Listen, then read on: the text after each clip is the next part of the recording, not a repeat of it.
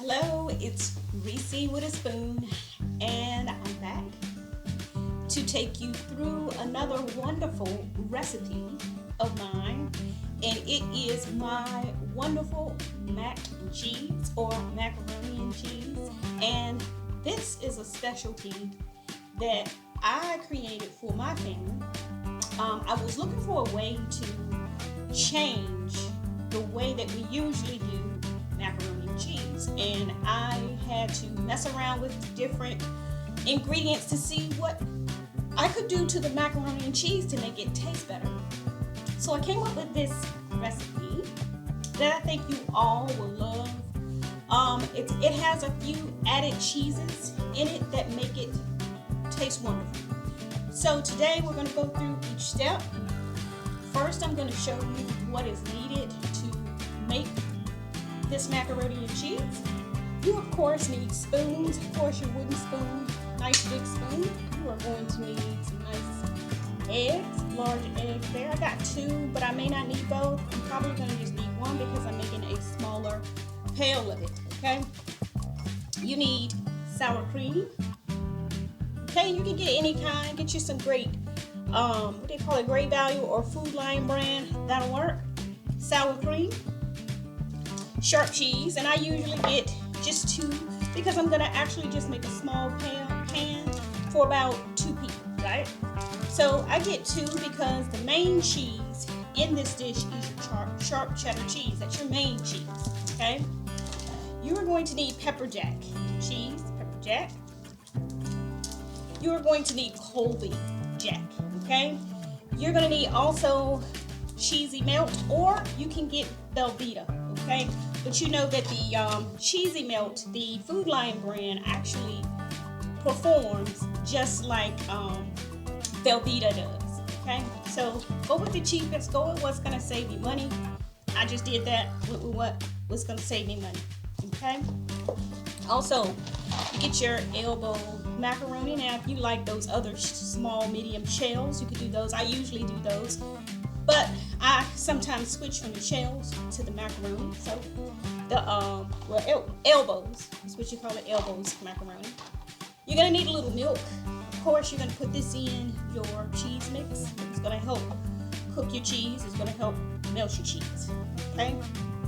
You need a nice little size bowl here to put your overall dish or macaroni in so that you can cook it. It's right. This glass dish allows you to put it in the oven. Okay.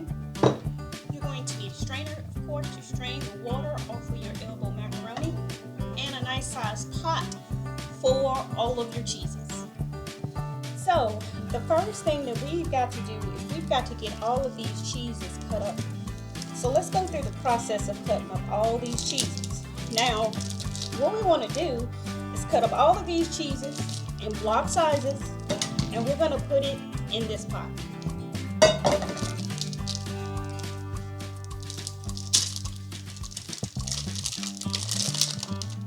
Okay, so you're going to cut it block sizes like this. Okay, just like that. It's just going to make it easier to melt. And pretty much this cheese really melts really fast, believe it or not. Okay, just like that. And you're gonna go through all of your cheeses, the pepper jack, the Colby jack, all of your cheeses, and you're gonna do this. Okay, and then you're gonna take it, put it in the pot, just like that. Okay, just like that.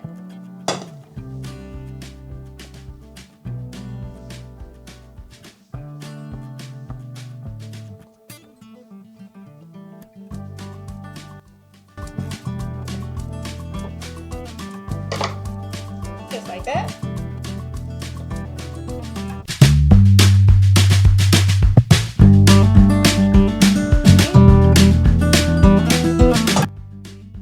That even goes for your Velveeta as well, or your cheesy melt.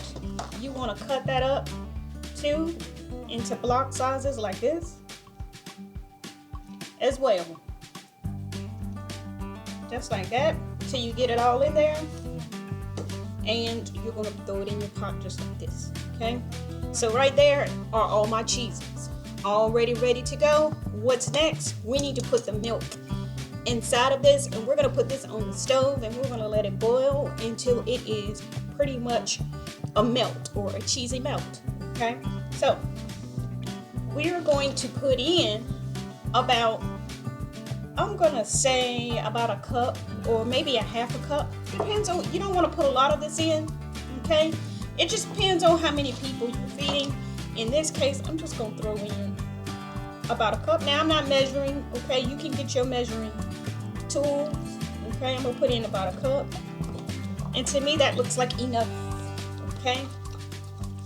You do not need a lot of milk. You do not. You just need to just put enough at your bottom or the bottom of this pan, and you're going to put this on the stove. Okay, next, you're going to get a nice size stock pot, and you're going to fill it up halfway with water. You're going to go ahead and put your noodles in this. So the first thing you're going to do is go ahead and get this on the stove and get everything hot and make sure that it has like a little boil to it before you put your noodles in. I do make sure that I set my pot to a nice medium temperature so that it can come to a boil. So I typically put mine on 7 or 8 so that it can come to a nice boil. Okay, now you can see we got our water boiling and it's at a nice temperature. Now we need to put our elbow macaroni inside of it, okay? And we want to cook this until your elbow macaroni is soft, or you can always test it to see if it's where you like it, but you don't want it to get too soft, okay? So I'm going to put in about half of the contents of this because I'm not going to need this whole box, okay? So you're going to let this cook. I would say on average maybe 20 minutes or so. That's an average. You gauge that. Let it cook. Let it get soft, and then we're going to take it over and we're going to put it in the small glass dish that I have, and we're going to do a couple of extra things, and then it's going to be ready for the oven. Every now and again you do want to give it a nice stir. Also, let's take a look at this cheese. Let's see what it's supposed to look like. Alright, as we can see, it's nice. It's getting softer, right? It's still got chunks in it, but you can see the milk, and that's what you see floating up above, the milk. But it's getting softer, and we're just going to continue to let it cook, okay? And we got it at a nice medium temperature. The temperature is right at 5. Alright, I just keep things at a nice medium temperature so it won't burn, because sometimes you can have your temperature up so high that your cheese can burn. Now, as you can see, see how it's coming to a melt? That's what you want, but you actually want it to get softer than this, okay? You want it to get softer than that, and if you want to, sometimes you can chomp down on them like I'm doing. Periodically, you can do that just to help it cook faster, okay? See, it's coming to a melt, and that is what you want. But what you want to do is you want to make sure that all of the clumps are gone, okay? You want to make sure all of the clumps are gone. Once all of the clumps are gone, you know that it's ready, okay? So we're going to let that cook for a few more minutes while we got our macaroni and cheese noodles going too as well. Okay, now it seems like the macaroni and cheese noodles are ready, and we are going to now take them and strain them, and then we're going to put them in this lovely glass dish.